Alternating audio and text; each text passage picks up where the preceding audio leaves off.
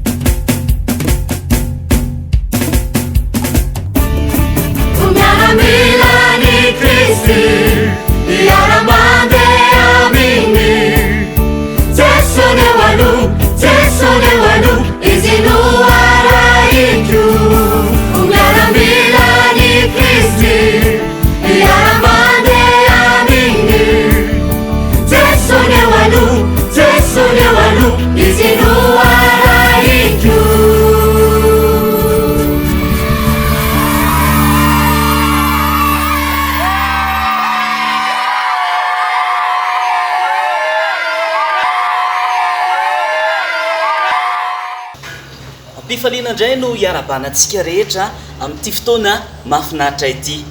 Hoana mbaran'le hira teo hoe ho miaramila ny Kristy. Mino fa ianao koa teo miaramila ny Jesosy, teo miaramila ny Kristy. Misy ten'Andriamanitra zay manambara hoe miaritra amin'ny mafy aniko tahaka ny miaramila tsara ny Jesosy Kristy. Tian'Andriamanitra tsika rehetra ho miaramila tsara. Ny miaramila tsara dia manaradia ny Kristy, miaraka amin'ny Kristy. Zany hoe Kristy no eo aloha. Ianao zany raha teo miaramila tsara dia manaraka ny tenin'Andriamanitra ianao dia afaka no miaramila tsara ny Jesosy Kristy. Dia zay indrindra no ianarantsika n'ilay hira teo, ianarantsika ny fihetsika sy ny tonony dia manasantsika rehetra anaraka izany. Ianarantsika avy hatrany ary ny hira amin'izao fotoana izao. Tsotra kely le izy fa arahanao fotsiny ny fihetsika sy ny tononkira. Ho miaramila ny Kristy, hiara mandeha aminy. Jesosy eo aloha, Jesosy eo aloha, izy no araiko. Ho miaramila ny Kristy, hiara mandeha aminy. Jesosy eo aloha, Jesosy eo aloha, izy no araiko.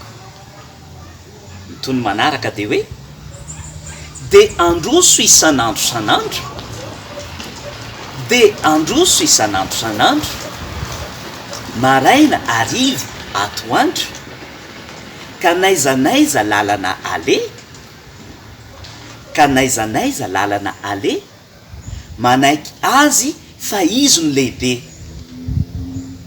Ny baiko ny Kristy no araiko, ny teniny no ankatoaviko, na mafy aza dia tsy ho kivy fa ho miaramila ny Kristy. Zay izy rehetra ary dia manasantsika avy hatrany hiaraka hideran'Andriamanitra satria ho miaramila ny Kristy isika tsiraray avy.